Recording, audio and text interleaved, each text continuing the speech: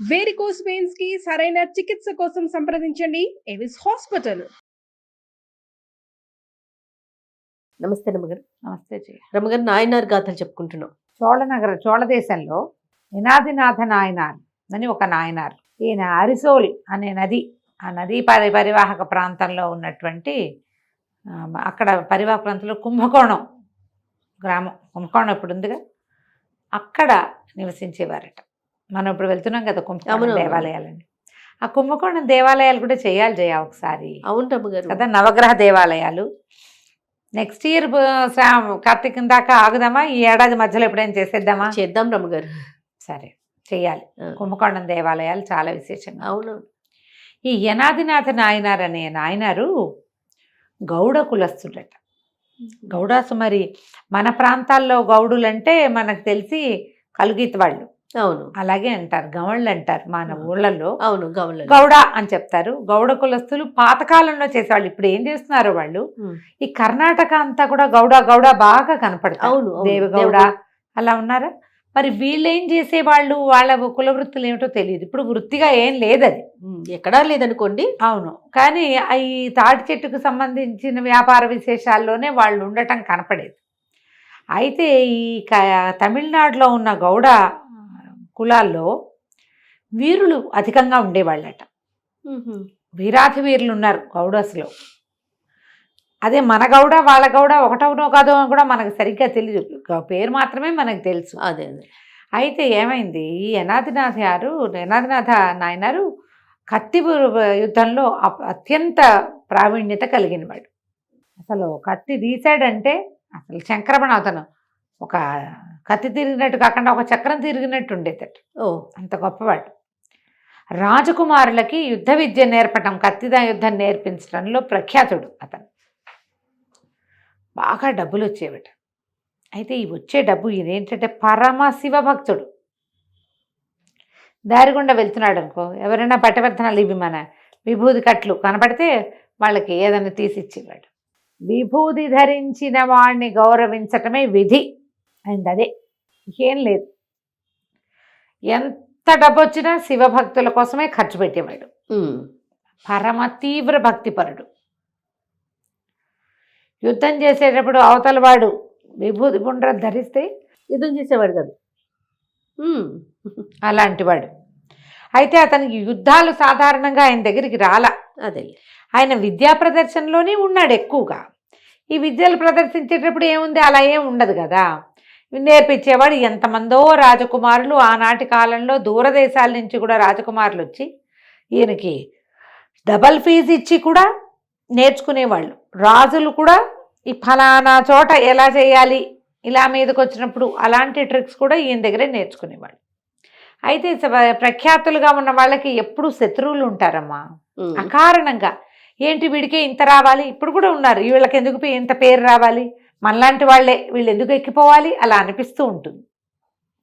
వీడు మనం ఒకటే చోట చదువుకున్నాం, వీడు మనకి ఒకటే రకమైన లివింగు, వీడెందుకు ప్రఖ్యాతుడు కావాలి అనిపించే వాళ్ళు లేరు, ఇప్పుడు కనిపిస్తూ ఉంటారు. ఆ కాలంలో 9-10 శతాబ్దాల్లోనూ కూడా ఇలాంటి దౌర్భాగ్యులు ఉన్నారు.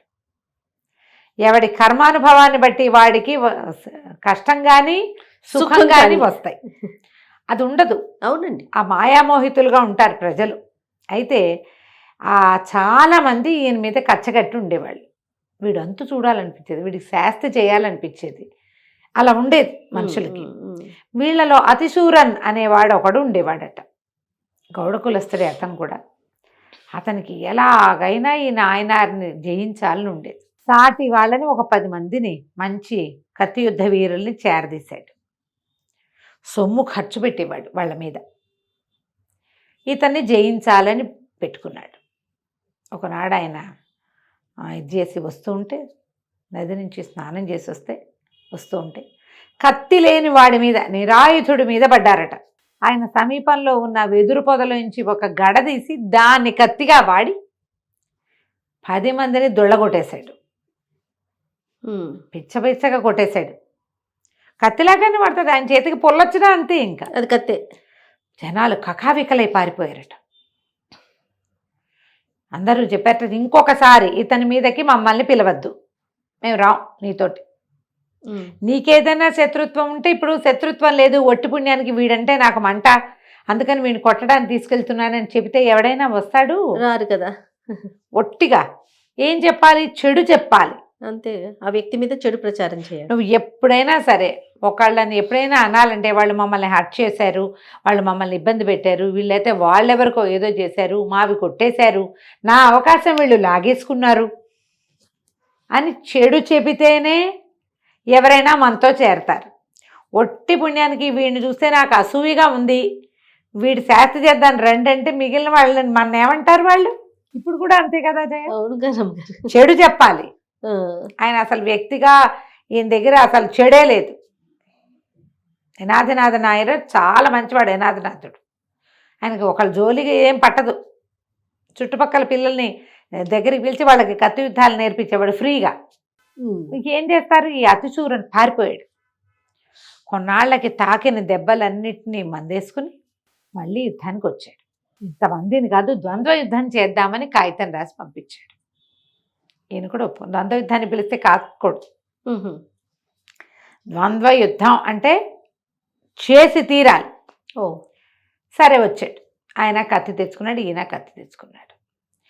ఈ అతిశూరను ముఖానికి ఇట్లా ఒక క్లాత్ అడ్డం పెట్టుకుని కళ్ళు ఒకటే కనపడుతుంది. ఇద్దరు యుద్ధం మొదలుపెట్టారు. ఇంకొక నిమిషంలో అతిశూరని పని అయిపోయింది. ఇతను ఏం చేశాడు? ఈ ముఖానికి అడ్డంగా ఉన్న ఆచ్ఛాదనని తొలగించేసేట. తన కత్తితో తనే తొలగించుకున్నాడు. తొలగించుకునేసరికి అతిశూరన్ ముఖం మీద ఇక్కడి నుంచి ఇక్కడికి ఇట్లా చక్కగా కనపడుతుంది విభూతి. అక్కడి నుంచి జబ్బల మీద వస్త్రాలు చింపేసుకున్నాడు. 2 జబ్బల మీద విభూతి, ఇక మోచేతుల దగ్గర ద్వాదశ పుండ్రాలు ధరిస్తారు కదా, జబ్బల మీద, తర్వాత మోచేతుల దగ్గర. ఎప్పుడైతే ఈ వస్త్రం తొలిగి విభూతి పుండ్రం కనపడిందో ఒక్క నిమిషం ఉంటే పేకొత్తరించేబడేదే. కత్తి వదిలేసేట. బా, శివభక్తుడి మీద కత్తి ఎట్లా ఎత్తుతాం? వీడు భక్తుడు అయ్యాడు. ఇప్పుడు వీడు నిన్న పెట్టుకోలేదు, ఇవాళ ఎందుకు బొట్టెట్టుకున్నాడని అడగకూడదు ఎవరు. నేను నిన్నటి దాకా వేరే వేషం వేసావు, ఇవాళ ఈ వేషం వేసావని అనకూడదు. ఇవాళ వాడు బొట్టు పెట్టుకుంటే వాడు భక్తుడు అయిపోయినట్టు, భగవంతుని అనుగ్రహం లభించింది వాడికి. వీడు ముందు యుద్ధం చేసినప్పుడు వాడికి విభూతి పిండి కట్లేం లేవు, ఇప్పుడున్నాయి. బ్రహ్మాండంగా పెట్టుకున్నాడు, ద్వాదశ పుండ్రాలు ధరించున్నాడు. విభూతి భస్మధారణ చేస్తే ఎవడు భస్మధారణ చేస్తాడో వాడు భగవంతుని వాడు అయిపోయినట్టే. కత్తి వదిలేశాడు ఈయన. కానీ అతిశూరను ఒప్పుకో ఇజ్జయిలా. ఆ కత్తి తీసి తన కత్తితోటి ఈయన్ని పొడిచేశాడు. యనాథనాథ నాయర్ని డొక్కలో పొడిచేశాడు. పోటు వెనకాల పోటు పడేసరికి శివ శివ శివ శివ అంటూ పరమేశ్వరుడే కొట్టినట్టుగా భావించి దెబ్బలు తీసుకున్నట్టు. మరి బొట్టు పెట్టుకున్నవాడు సాక్షాత్ శివుడు, శివుడే. 4 పోట్లతోటి శివ అంటూనే ప్రాణం వదిలేశాడు. అతిశూరను అవతలవాడు తిరగబడకుండా దెబ్బలు తింటాం అనేది ఒకటి ఉంది చూడు, అది మనం జీర్ణించుకోలేము. స్పృహ తప్పి పడిపోయాడు. కొట్టేశాడు, పొడిచేశాడు, కానీ స్పృహ తప్పిపోయాడు. ఆ దాన్ని తనని వదిలేస్తాడని చేశాడు. చూపించింది ఎందుకు? తనని వదిలేయటం కోసం. కానీ ఎప్పుడైతే ఆయన ఊరికే కత్తి దించి వెనక్కి తగ్గటం కాకుండా కత్తి వదిలేశాడో దొరికిపోయాడు ఈయన. ఆకాశం నుంచి విమానం వచ్చి ఈయన్ని పరమేశ్వరుడి దగ్గర తీసుకుపోయిందట. ఆ విమానం రావటం చుట్టుపక్కల చోద్యం ఈ యుద్ధం చూడడానికి వచ్చిన వాళ్ళందరూ చూశారు. ఎవడైతే ఈయన మరణానికి కారణమయ్యాడో అతిశూరని మాత్రం చూడలే. విమానంలో ఆయన ఆత్మని తీసుకెళ్ళిపోవడం, ఆ తర్వాత ఆయనకి శవ సంస్కారం చేయబడింది. ఇలాంటి కథలు ఉంటాయి. ఎంత అద్భుతమైన కథలు కదా రమ్మగారు. ఈ కాలంలో ఉంటుందంటే ఇది అన్ని కూడా కలియుగంలో జరిగినవే. నాయనార్ గాథలు పురాతనమైనవంటే ముందు యుగంలో జరిగినవి కాదు, పురాతనమైనవి. 1400 ఏళ్ల క్రితం, 1200 ఏళ్ల క్రితం, 1000 ఏళ్ల క్రితం అట్లా జరిగినవిగానే చెప్తారు. అద్భుతమైన కథ. నమస్తే. నమస్తే జయ.